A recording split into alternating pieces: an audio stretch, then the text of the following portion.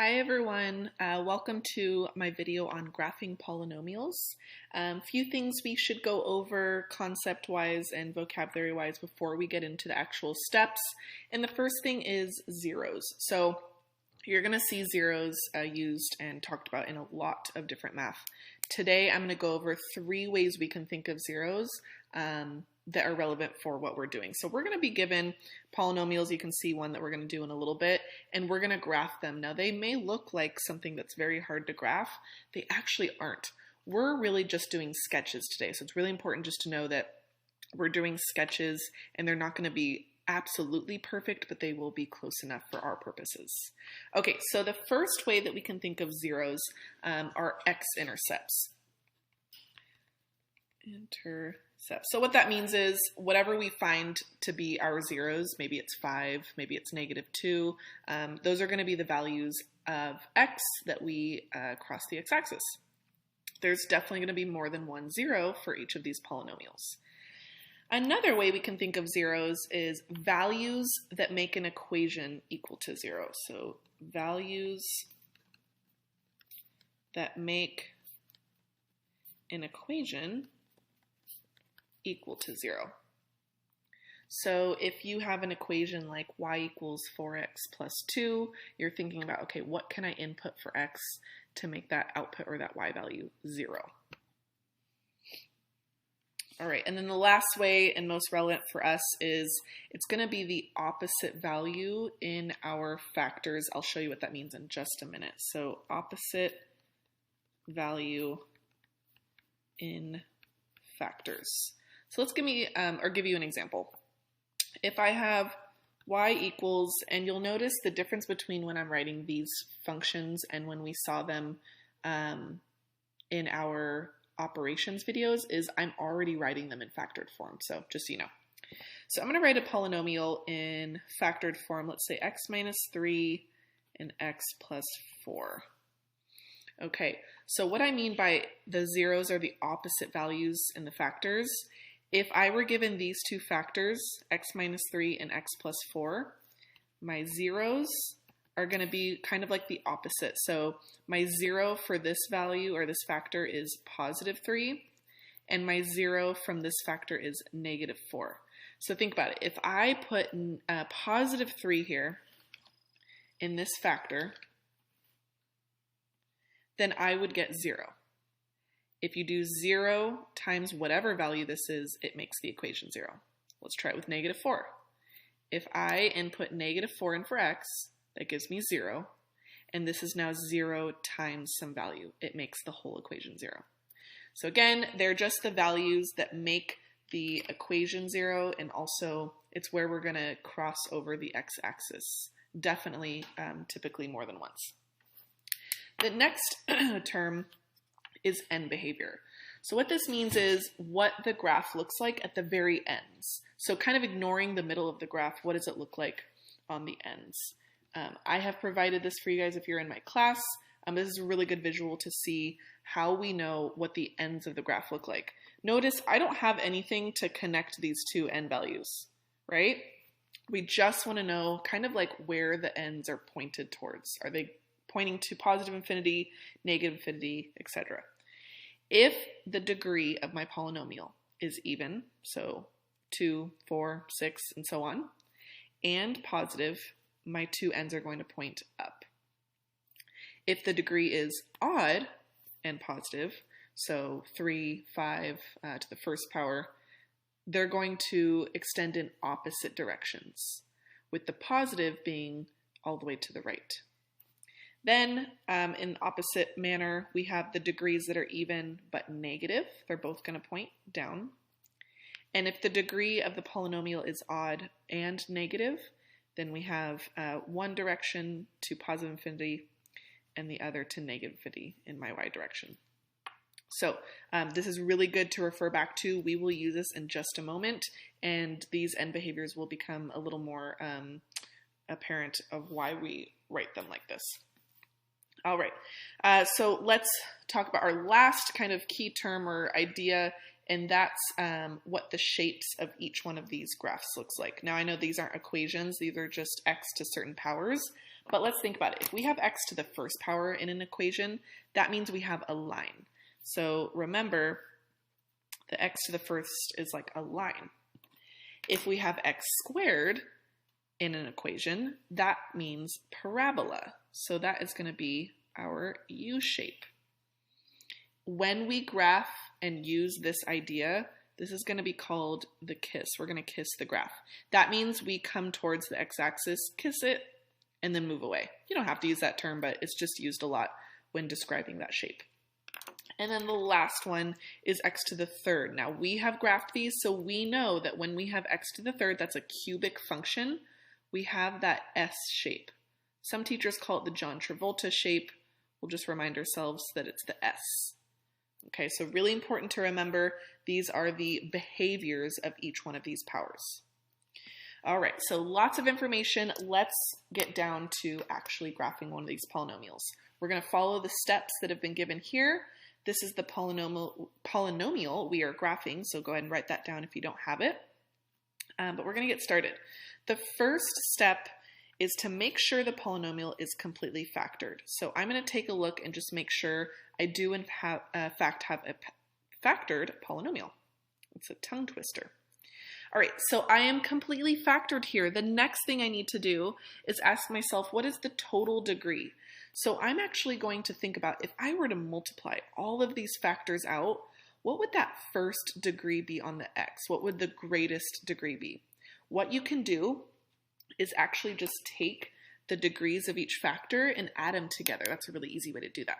So you can think of this as to the first power, this is the second, that was already written, and this is to the first power. So we're just going to add these together. This is 1 plus 2 plus 3 plus 4. So the total degree is to the fourth power. So this is where our graphic organizer comes in handy. We have a degree that is even, it's the fourth power, and if we take a look at this polynomial, it's positive. There's no negative out front. So that means this is the end behavior I want to remember, both pointing up because my degree is even and positive. So that means I'm going to have end behavior like this, and something's going to go on in between. We don't know what that is. We'll get to that in just a moment. Okay, the next thing is, what is the leading coefficient? We already did that. This is positive, so we do not need to flip the end behavior. Next one is plot a point at all of the zeros on the x-axis. So we're going to go through these factors and find out what the zeros are. So my first 0 would make this factor 0, so that's -2. My second 0 to make this equal to 0 would be +3. And my last one, well, it would just be the number 0. Okay, so I need to plot a point at all three of these values on the x-axis. So I'm going to do 0, let's see, -2, and +3. So what this means is when I graph this polynomial, my graph is going to go through these points. I'm going to add in my end behavior. I know both ends of my graph are going to point up. So I'm going to graph just kind of like a little piece of it because I know that's where my graph is going to end up going. And the last thing to do is fill in the correct behavior for each 0 and connect to the end behavior. So really, just to put that in more simple terms, we're going to start here, go through these points in the correct way, and end up back here. Okay, so here's where these behaviors come in handy. If my factor is to the first power, so that's this one and that's this one, we're going to go just straight through the point. If my factor is to the second power, so that's like this one, we're going to kiss the graph at that point. So we're not going to go through it, we're just going to touch it. And then if we were to have a factor to the third power, we don't have one in this example, we would go through the point, but in an S shape. We'll see that later in this notes. Okay, so let's start with -2. -2 comes from this factor. It's to the first power. So that means I'm just going to go straight through that point. Just like that. Go ahead and stop there so we can see what we need to do next. The next 0 is 0.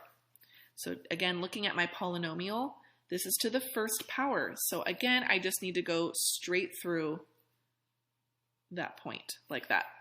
See how I'm just going straight through them. All right, and then the last one is positive 3. This is what we call a kiss. We are going to almost draw like a mini parabola within the polynomial. So I'm going to come back down to my 0, and then we're just going to kiss it and not go through. And then see how I ended by connecting it to the other end behavior. So this seems like a lot of steps. It's because it's the first time. Promises you guys practice these, it will get easier and easier. Just go ahead and follow the steps in this order. End behavior, plot the zeros, connect the dots, essentially. All right, let's try a couple more. Moving on to the next page, we have been given 2 polynomials that are factored already, so that'll make it easier on us, and we are going to graph them following the steps from before. We are also going to start with polynomials and write the equations, and we'll do that in just a moment. All right, let's try this first problem. I'm going to ask myself, what is the total degree? So I've got to the first, plus 3, that's 4, plus another, that's 5. So this is odd. This is to the 5th power. All right, I have a leading coefficient of 1. It is positive.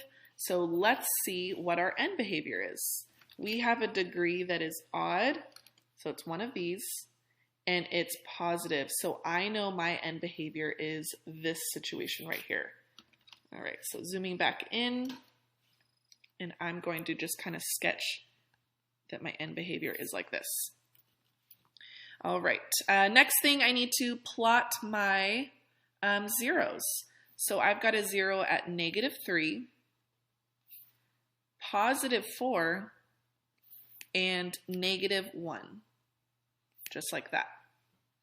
Okay, I'm going to pay attention to my end behavior, and I'm going to go through and see how I go through these points. The first one's -3. This is to the first power.